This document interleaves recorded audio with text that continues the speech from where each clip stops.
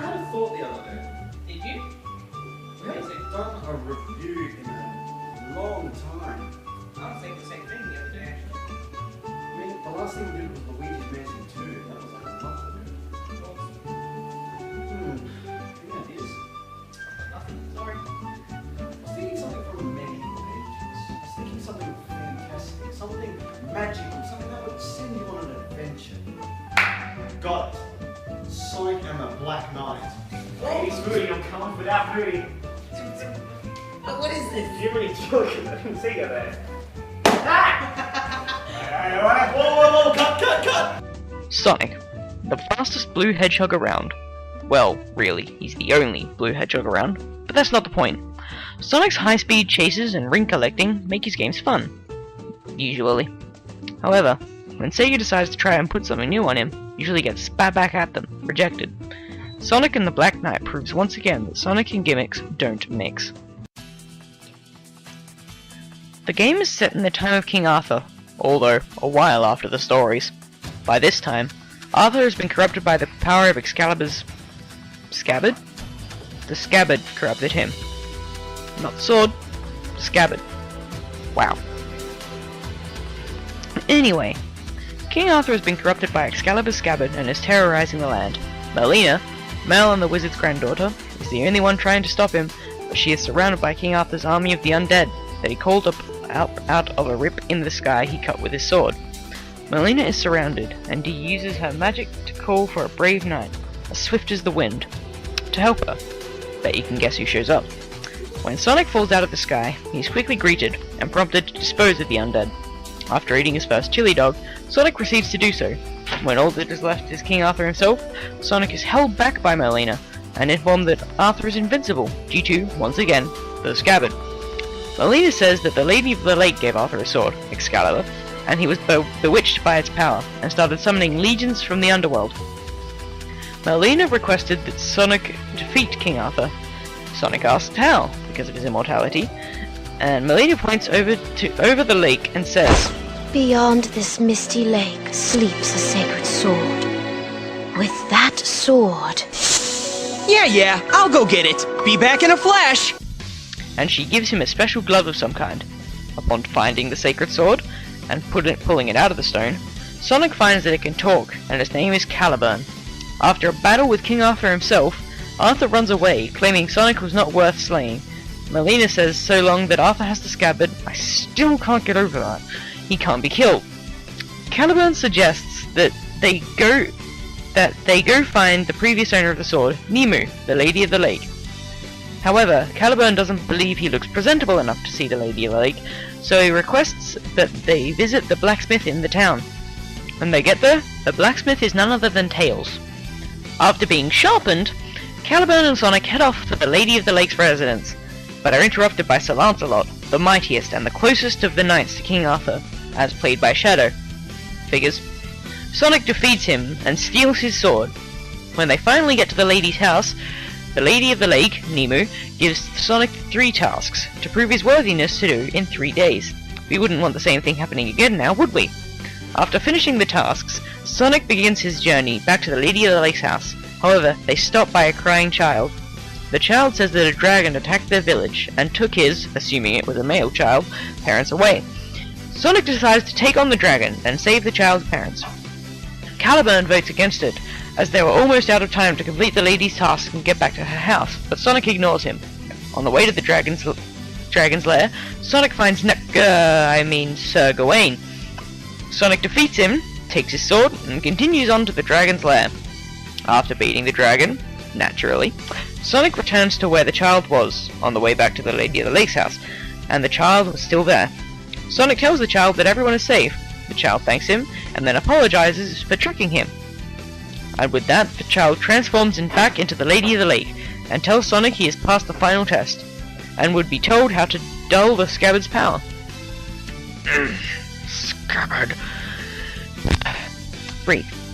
Sonic requires the 4 sacred swords, the 3 he already had, and Sir Percival's sword. Upon finding, defeating, and receiving the final sword, and saving Sir Percival, Caliburn finally accepts Sonic as a true knight.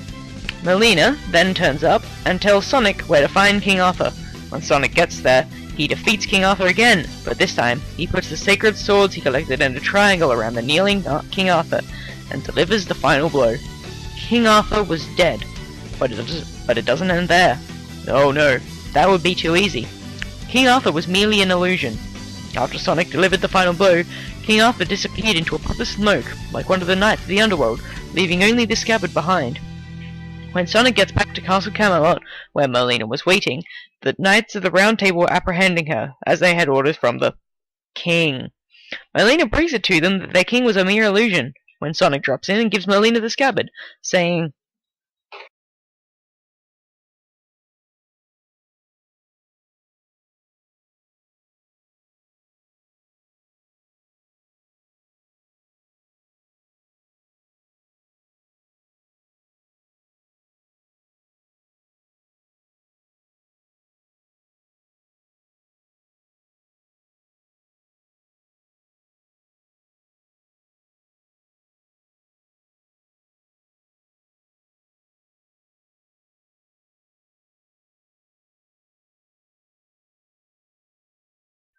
The Knights of the Round Table feel defeated. Sonic gives them a good pep talk with the Lady of the Lake who magically reappeared right at that moment. He tells them there is still room in the kingdom. The Knights shoot their swords and there's a barrier around the castle. Sonic then explains once the barrier is up, he will get a chance to jump into the big hole in the sky that Melina made. That's just how he rolls. After all three knights put their swords in the barrier stones and read the inscription for itself here, the Lady of the Lake finds the barrier too weak. Sonic knows no different and decides to back. Then was the time to jump into the dark hole. Just so nothing to get more confusing, Sonic finds Melina and asks her why she did what she did. She goes on an elaborate explanation about a never-ending kingdom. Then, he tries to attack Melina to get the force field. Sonic feels defeated, almost, he lets the guard down. Melina's shadow appears to grow and turns into a magical being. Sonic gets beaten up by this shadow. Just an old appears to be lost. And Sonic says it was never about chivalry, but about doing what was right. The long lost by the sacred sword appears. Anyway, the Knights of the Round Table drop their swords into the said ride and the light hits Sonic. Sonic transforms into an old armored knight in one of the only well-animated cutscenes in the game. I guess it's like the equivalent of Super Sonic, and is bestowed with Excalibur. He then proceeds to defeat them as the Shadow City, and therefore Melina. He explains to Melina why a world can't continue forever. The Knights of the Round Table have lost their sense of purpose. King Arthur was but an illusion. They figure they must protect this town. Caliburn reminds them that he has to decide who is worthy, that he gets to decide.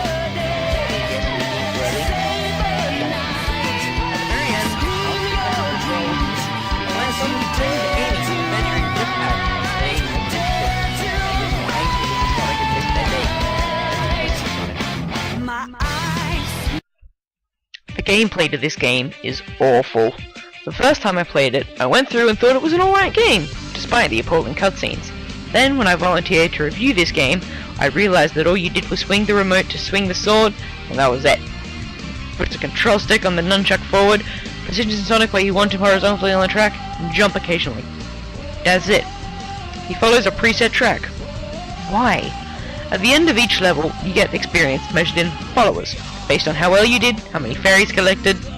Yeah, you don't even collect rings. Why? You collect fairies. It's like when people say Sonic collects coins. Now, before I start raging about this, I'll go on to the next thing. At the blacksmith, you can customize things.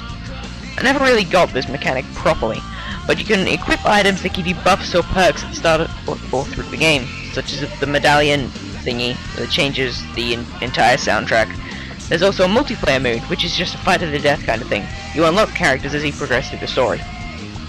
The graphics in this game were pretty good. Very easy on the eyes mostly, except for these abominations. There's something like 3 well-animated cutscenes in the entire game. The game was well-animated for the most part. The undead looked nice. Funny that, actually. The undead looking nice. Anyway, The music is really nice. The fact that there is an item that lets you change the entire soundtrack says to me that they put some thought into it, which is nice. Music, as it should, reflects the mood the level is trying to put forward for the most part. Changing item takes away that feel to a certain extent. Which is good and all, but it might have been nice to have a similar sounding songs for the different levels. I'm not someone who really listens to the music and complains about it, but it would have been nice. The game's not a good one, I'll be honest. The story is confusing and strange, and the gameplay is annoying and simple. That's not what I'm looking for in a game, unfortunately. Sorry, Sega, but not this time.